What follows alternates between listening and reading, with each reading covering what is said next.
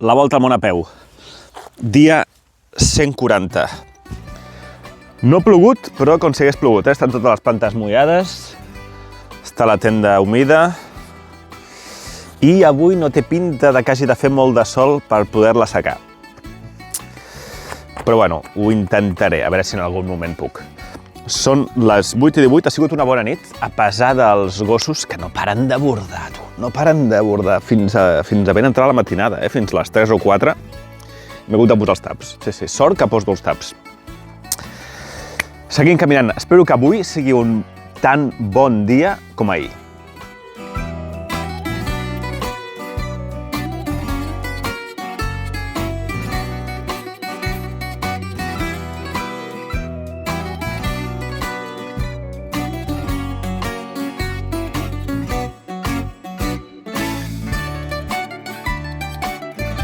Per la carretera, aquesta és la zona on presumptament volia acampar. No ve de camí, però bueno, anem a fer-li una ullada per curiositat. Just ara abans, fa una estona, he vist unes campers allà aparcades just davant del mar, per tant, jo crec que no hauria sigut problema si m'hagués posat per aquí, però bueno. Doncs no sé si hagués dormit tranquil, però hauria sigut preciós, Aquí davant del mar. Podria haver-me ficat allà al costat d'aquest banc, al costat o darrere d'aquests arbusts. Hauria estat bastant guapo, Bueno, és igual. Ja està.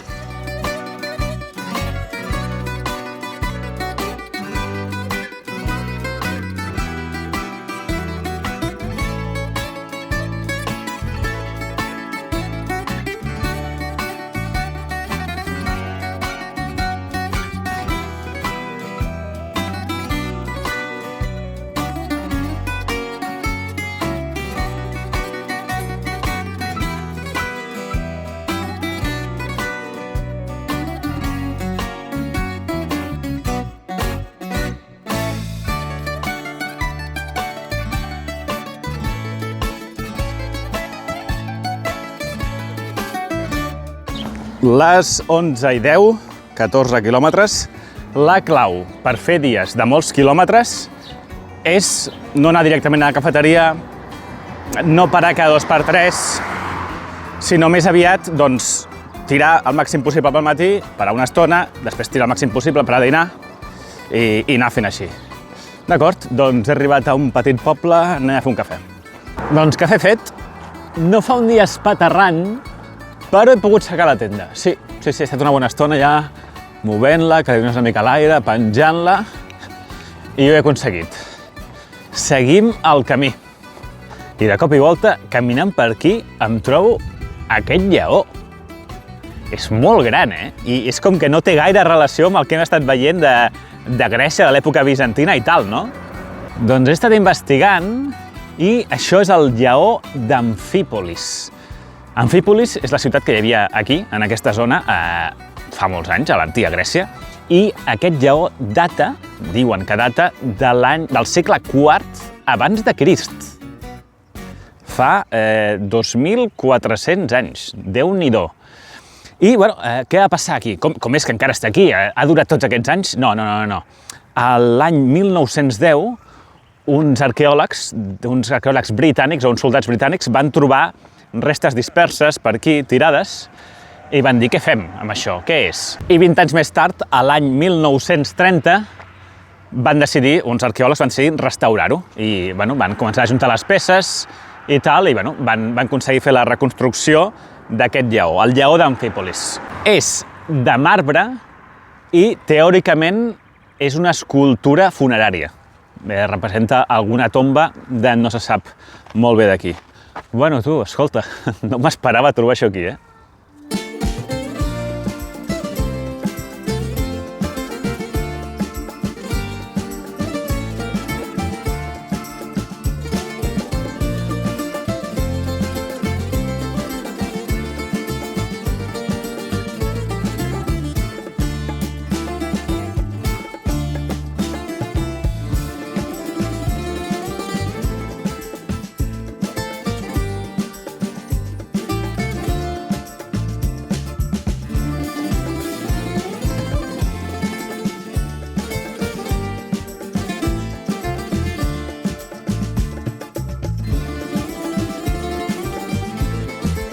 Gairebé les 3, 28 quilòmetres i pico, fa calor, Amb aquesta caputxa em protegeix de no cremar-me la nuca, però sí que, clar, em dona una mica de calor aquesta zona i fa calor. D'aquí poc espero poder canviar de sistema, ja ho veureu. Bé, bastants quilòmetres, per ser l'hora que és, i d'aquí poc ja pararé una mica a dinar i a descansar, però no em puc imaginar com serà a l'estiu, Sí, ja estic per aquestes zones de patir. Lo bo és que després d'Istanbul encaro al nord de Turquia. I crec que ja ho he dit diverses vegades, però el nord de Turquia és bastant fred. Quan arribi ja serà el juny, no serà fred de neu, però espero que les temperatures estiguin una mica més sota control. Per cert, m'he quedat sense aigua. He calculat bé i el bar que he anat al principi no havia emplenat i fa una hora i pico que estic sense aigua. No és drama, però compta amb això, Compta amb això. Ja he arribat al poble. Hi ha bastants bars i restaurants en aquest poble per ser tan petit, hi ha bastants, però ahir vaig comprar aquest pa del Lidl, que té bastanta bona pinta. Llavors me l'he de menjar. També vaig comprar aquesta llonganissa, que també té bastanta bona pinta, i aquí m'he comprat un parell de refrescos i un iogurt. Així que vaig a dinar. Les 5 de la tarda, caminant per una zona amb muntanyes a l'esquerra i oliveres, i a la dreta, doncs, camps, carretera bastant tranquil·la, passant pocs cotxes, i dia calorós i un pèl avorrit. Però està sent un bon dia, realment poca queixa. Aprofito la falta de vents per explicar-vos una mica de la meva vida. De tant en quant us explico alguna cosa. Crec que ens vam quedar en el tema de les Magic, que jo havia jugat a Magic i algunes aficions que tenia quan era més jove, no?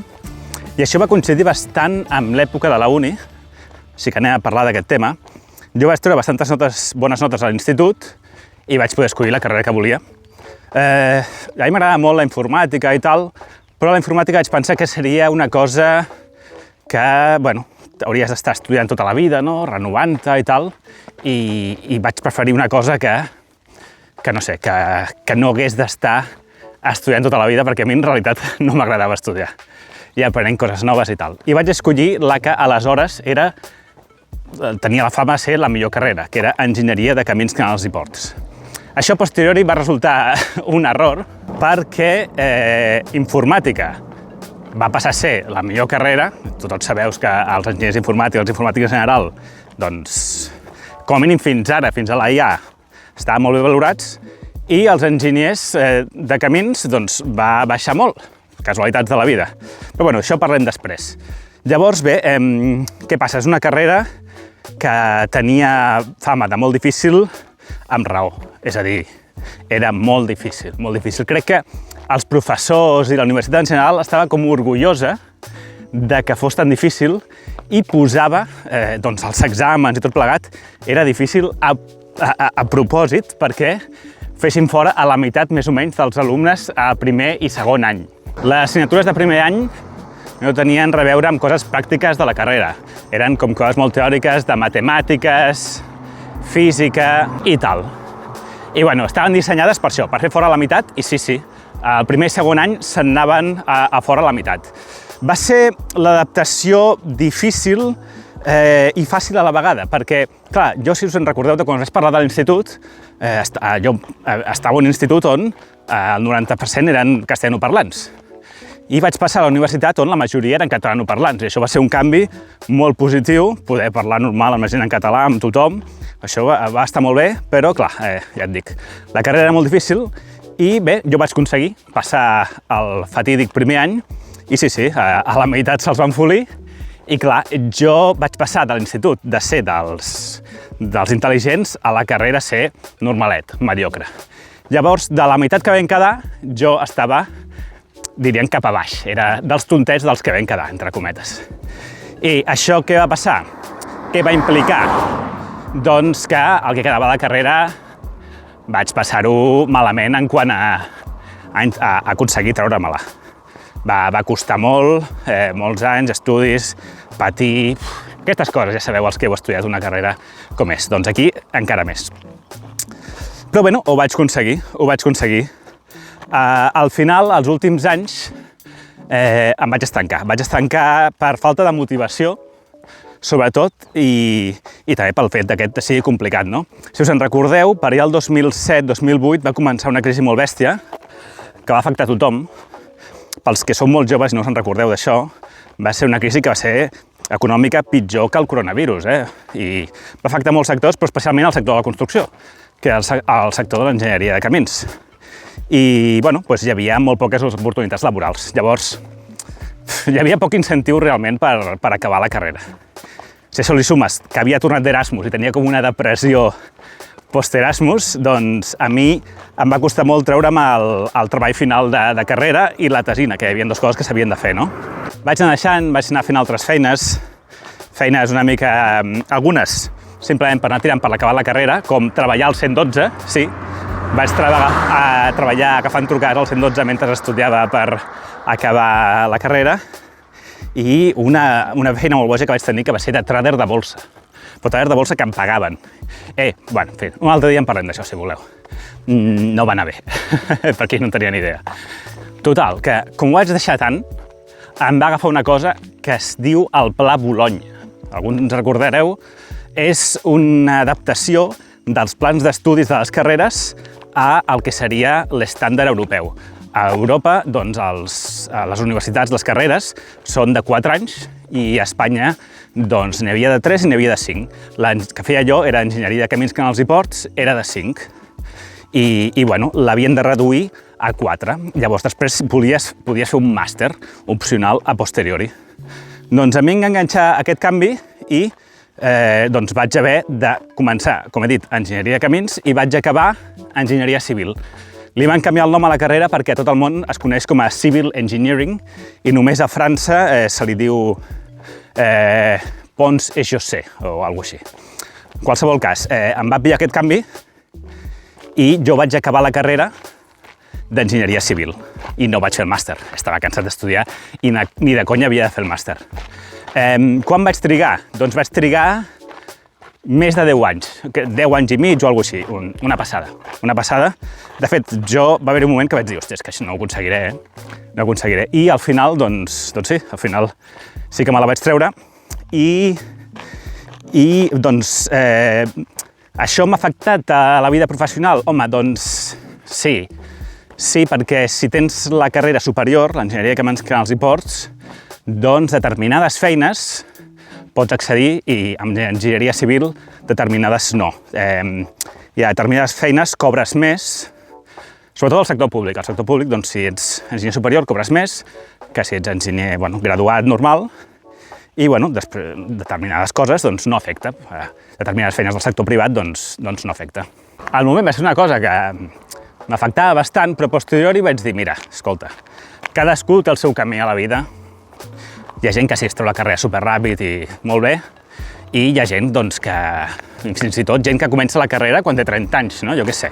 Cadascú té el seu camí, el meu camí va ser aquest, i al final doncs, no em va anar malament, vaig trobar després una bona feina, ja en parlarem, i ara estic aquí, fent una cosa que no té res a veure. Per tant, mira, cadascú el que té.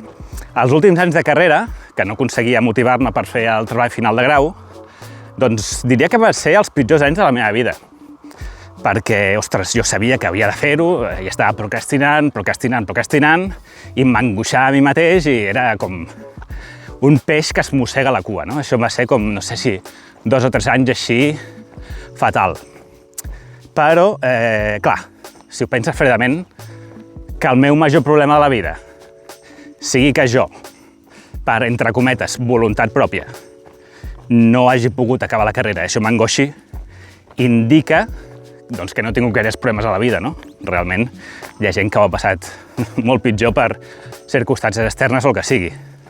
Per tant, doncs sí, dintre el que cap, doncs, he tingut sort a la vida i no he tingut masses problemes. Això és tot.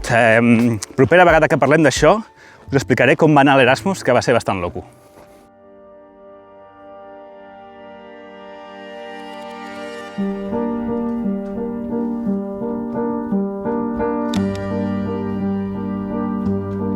Les 6:30 passades i ja hem fet la marató.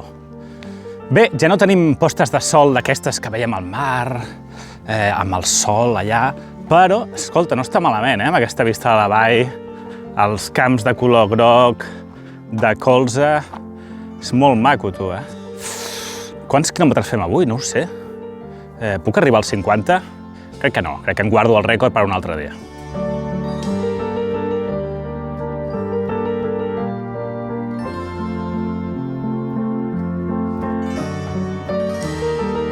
Deixo la carretera per la que porto unes quantes hores caminant i baixo cap allà, a la zona dels camps, a veure si trobo un lloc una mica més amagadet, com sempre.